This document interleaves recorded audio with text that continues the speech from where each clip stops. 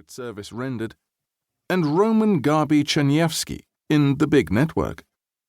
Taken in isolation, none of these titles even hinted at a large-scale coordinated effort to recruit and manage double agents, as none were aware of the others.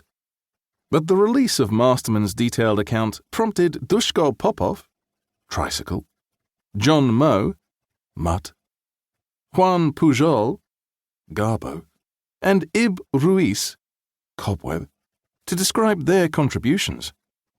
Other authors were also inspired to undertake biographies of Snow, Celery, Summer, Tate, Fido, Cheese, and Zigzag.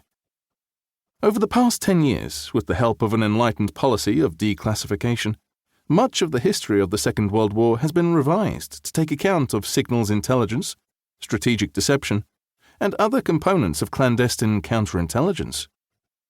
The great challenge, of course, in double-agent operations is to persuade the relevant military authorities to sacrifice sufficient authentic information to retain the enemy's interest so that they are dissuaded from infiltrating yet more spies.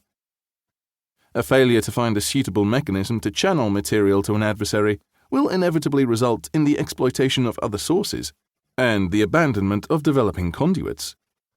It was not until December 1940 and the arrival in London of a Yugoslav self-confessed Abwehr agent with instructions to build an independent spy ring that the Secret Service and the three branches of the armed forces agreed to collaborate to extract maximum advantage from the opportunity to mislead the enemy, capture genuine spies, milk the axis of resources, and study their methodology and tradecraft. The Supervising Interagency Committee, technically a subcommittee of the all-powerful Chiefs of Staff Committee, met for the first time in January 1941. It was into this Yugoslav spy ring in London that Balloon was inserted. Introduction. Dickie Metcalfe did not look like a secret agent.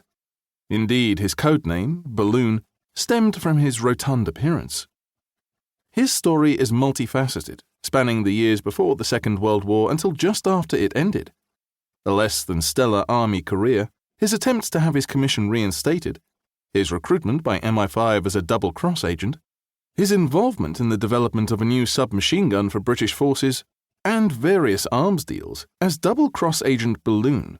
His contribution to the war effort is less well known than the more celebrated double agent Dushko Popov, Tricycle, whose vicarious lifestyle has often been compared to that of James Bond, and frequently been touted as one of the many models for Ian Fleming's famous secret agent.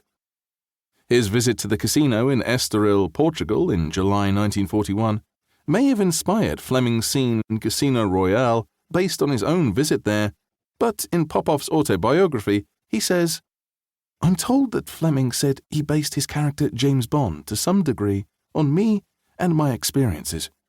As for me, I rather doubt that a Bond in the flesh would have survived more than 48 hours as an espionage agent. Fleming and I did rub shoulders in Lisbon, and a few weeks before I took the Clipper for the States, he did follow me about. Perhaps he developed what happened that night into a Bond adventure."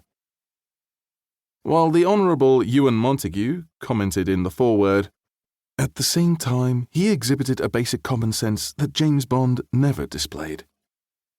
His career as a double-cross agent has been well documented in a couple of recent books and his autobiography, so will only be mentioned here where it involves Balloon. Together with double agent Gelatin, Friedel Gartner, they formed the Tribage organization, from the first few letters of their code names. In keeping with properly compartmented spycraft, she and Balloon would never meet or be aware of each other's existence. Only Tricycle and their MI5 case officers had met them all.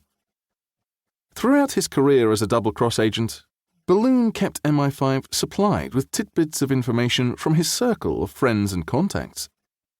Since the development of the submachine gun occurred concurrently with his role as a double agent, it is sometimes necessary to jump forward or step back in time to relate both. Exactly how successful he was in the eyes of his British and German masters will be explored as his story unfolds. David Tremain, Ottawa, 2023.